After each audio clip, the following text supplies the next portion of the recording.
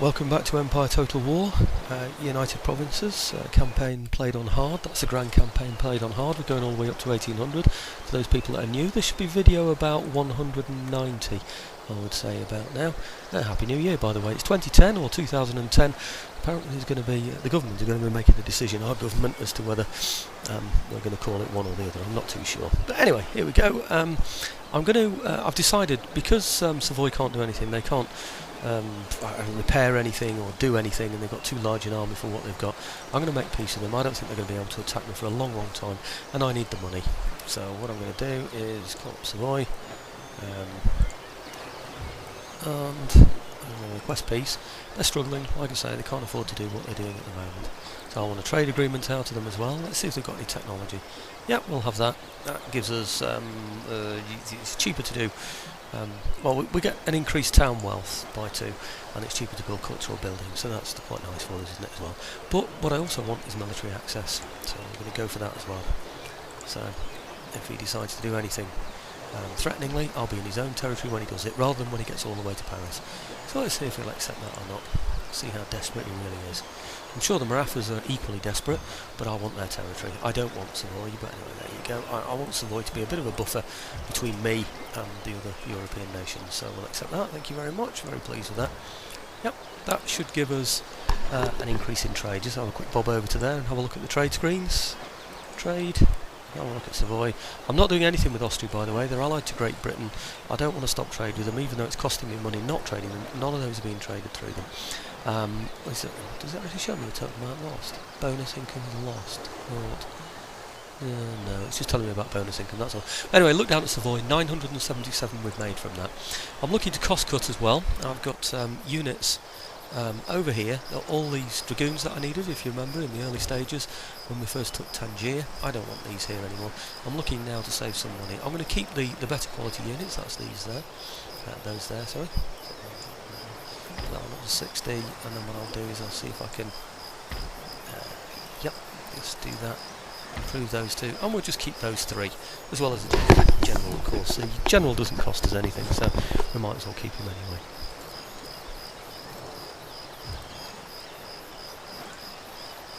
Okay, just delete those.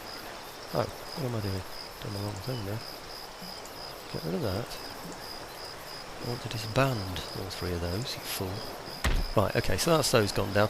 They should be okay still. There you go, it's on an 8. We're a growth of 13, we're increasing the population as well, not by much, but that'll be quite nice for us, thank you. So that's going to save us a bit of money.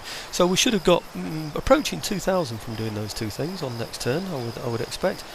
I'm going to also move my men into Savoy, now the agreement has been made. I'll move them up. Where are we? Say to here, right outside his capital there. And the reason for that, of course, is if he decides to become aggressive, to declare war on me, I'm right next to him, I'll siege him right away. Personally, he can't even afford to keep up the troops that he's got, like I said. If you're looking at, hey, cancel them, we don't want to declare war, you fool, I want to add them to those.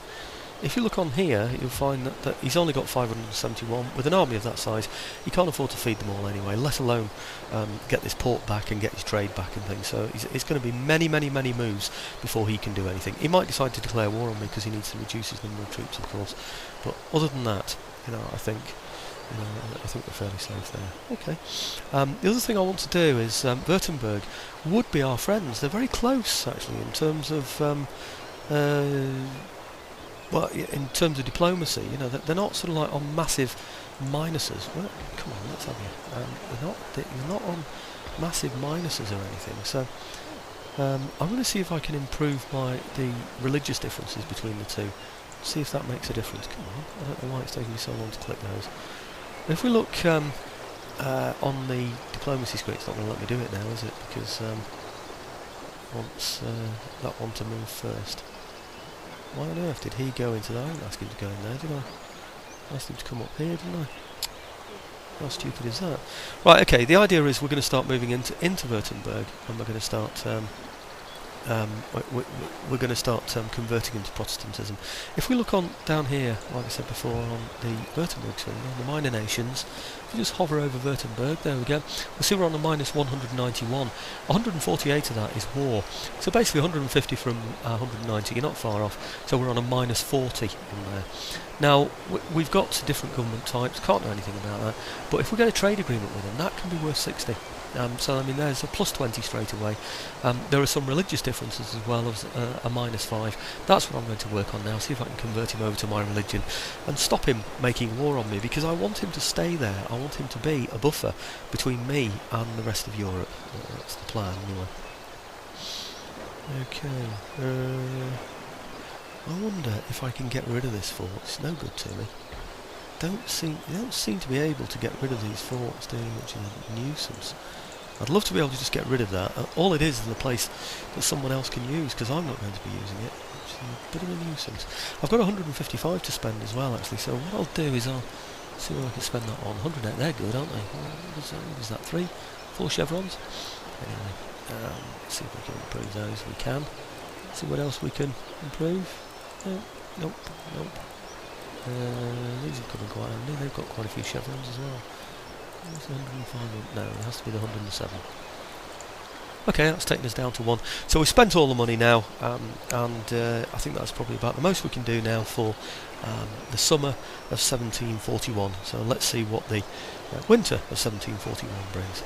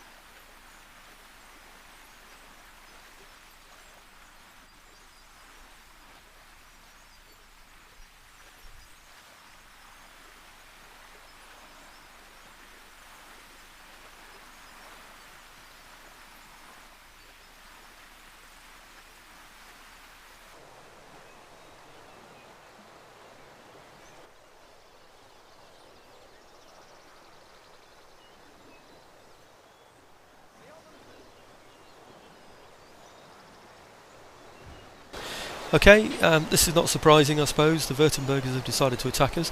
This is one of those battles that you've seen 100 times before, so I don't suppose I'll be showing this. So I'll just go straight to the end and then just show you the final results.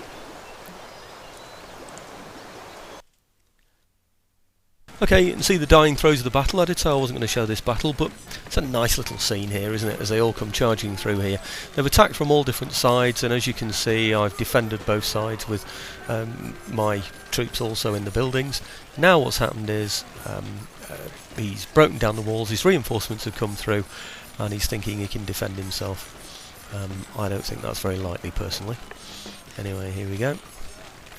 We've got these on fire and melee. I think we'll take them off fire now. I don't see there's being much point, although some of them might still be able to fire. Is there a chance? Yeah, some of them could still fire there, couldn't they, really? So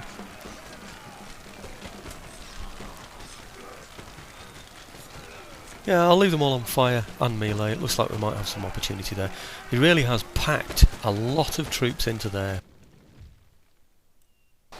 Okay, there you can see he's lost nearly 1,500. I've lost 123, barely anything. And I will just mention that had you done that on an auto-resolve, you would have been absolutely slaughtered, I'm afraid. You really would have lost very, very badly. Well, here we are, into the turn of the winter of 1741. Just go through these, the buildings constructed. Election results, great news, we've got our same cabinet back. we've got a popular government, we've got low taxes. That's another reason for keeping low taxes, that you keep your good ministers and they gain traits as well, which is also good news. If you remember, in the early stages of the game we lost our cabinets and we had to build our ministers back up. That's because we were taxing very high and therefore we had an unpopular government.